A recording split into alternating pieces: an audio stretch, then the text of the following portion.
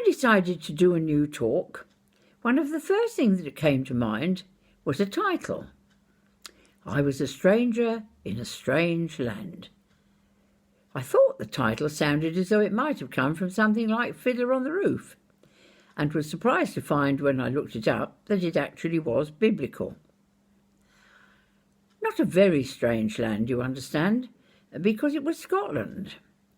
But it wasn't a day trip to Edinburgh or a quick visit to Glasgow.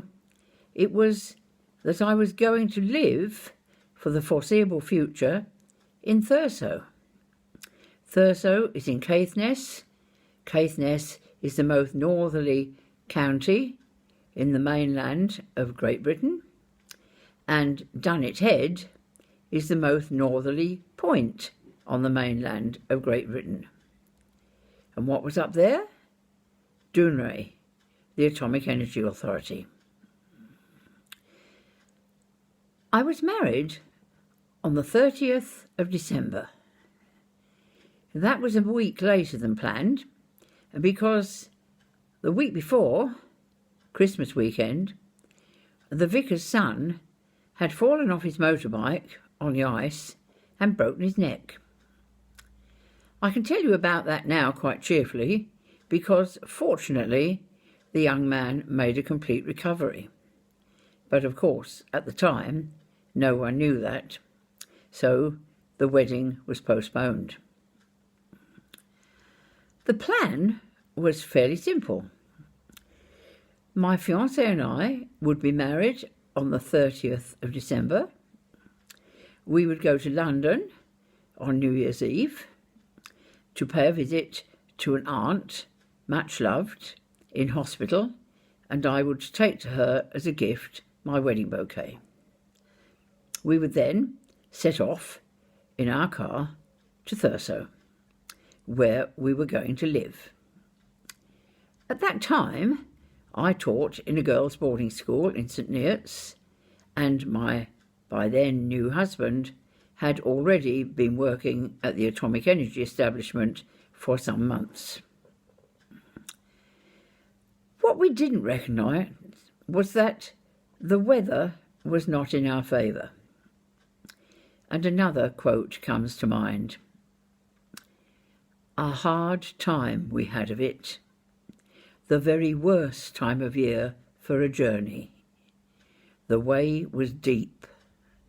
The next line is, and the camels recalcitrant, but that bit is not appropriate. When we got to London, the world was covered in snow. We found our aunt in hospital, and being New Year's Eve, everyone was quite festive, and they made us welcome, and she was delighted to see us, and we stayed too long. And by the time we left, it was snowing again.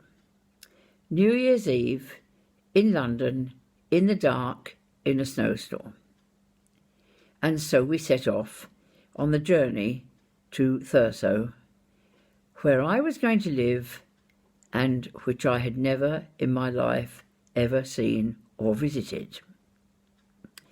The plan was that the journey would take a couple of days, and we would spend about a week having our honeymoon in our new home, and that then I would have to go back to the boarding school to serve out another term's notice before I went to Thurso to stay. Well, the journey did not work out as planned. The roads getting out of London was terrible. The roads were terrible. Everywhere was blocked. The snow got worse and worse as the journey went on. The car we owned was old and rackety, and worst of all, had no heater. So the estimated 2 days turned into virtually a week. Around about Aberdeen, I had tonsillitis. And whenever I'm very hungry, a vision of steak and chips and grilled tomato and salad comes before my eyes, because it was the meal that the hotel served in Aberdeen, I have no idea which hotel, and it looked and smelled wonderful, and my throat hurt so much that, hunger notwithstanding, I could not eat a single morsel. We continued on the journey. The weather was relentless. Before you arrive in Caithness, you have to drive across a moor, which is about 17 miles wide. It's called the Cosy Mire. All you could see in the gloom was snow. The only way you knew where the road was because there were little poles with things like upturned table tennis bats on the top of them to give you some indication as to whether you were on the road or not. I became more and more convinced that I was going to a place where the people lived in igloos and where habitation as I knew it did not exist. I have to say now, I have never been so relieved and happy in my life as to when we went over a slight rise in the ground, and there below us I could see a river, and beyond the river, over a perfectly solid-looking stone bridge, there was a little town with a church and with buildings, and even though it was still what seemed to be perpetual gloom, snow. Had there been a few twinkling lights, it might have made a good scene for a Christmas card. And thus I arrived in the strange land. A stranger in a strange land. When I got there and began to live there, it was actually much more fun than I anticipated. We spent the first few days staying with some friends that my husband had made in the months that he'd been there while I was not. And they made us very welcome. And I enjoyed the very brief period that was supposedly my honeymoon before I caught the all-night sleeper back to London to then change trains and go back to Huntingdonshire to the boarding school where I taught.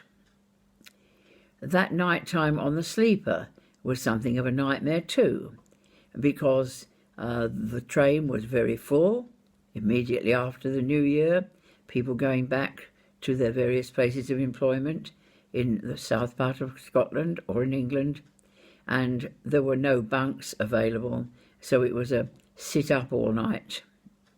I can't remember how many times the train stopped. It was a good few, and I think I felt as though I was floating on a sea of strong tea by the time we arrived in London, because the other people in the carriage, all men, had been very welcoming, very friendly, and insisted on buying me tea and biscuits every time the train stopped. There was one snag. I wasn't brave enough to tell them I don't like tea. I enjoyed being back at school, surprisingly, because there was something of a cachet about being a new bride in a girls' boarding school. The girls thought it was all very exciting and very romantic, especially when it became Valentine's Day. It was tradition in the school that the staff had their own table, but in the same dining room as the pupils. So on the morning of the 14th of July, we were all in the dining room for breakfast, and in came the bursar with various cards, which were delivered to the girls with great excitement, and for me, a card and a quite large squodgy parcel. Everyone said, "Oh, open it," because the postmark indicated that it had come from the north of Scotland, presumably from my new husband. I opened what I assumed would be a romantic and loving present, and out fell a pair of trousers which had definitely seen better days, and a note which was somewhat succinct, and it said, "Dear Jean, will you please put a new pocket in these trousers, because one of the pockets has a hole that's been mended many times already. Much love." I was mortified. My colleagues thought it amusing, and the girls thought it hilarious. But never mind, at least I knew that my new husband was alive and well and had some degree of care about his sartorial appearance.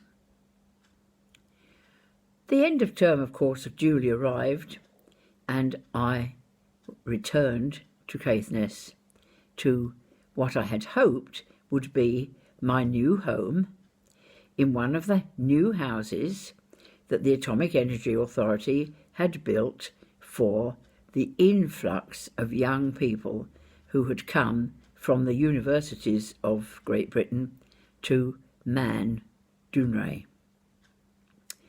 Sadly, I hadn't realised that one didn't even get on the list for such an allocation of a house until one was married. So we had only been on the list since I arrived there briefly in January, and no such house was yet available. But my husband had managed to find us a little rented house, which was right in the middle of the town of Thurso, and that was where we spent the first months of our marriage. And the first parts of my story will relate to living there.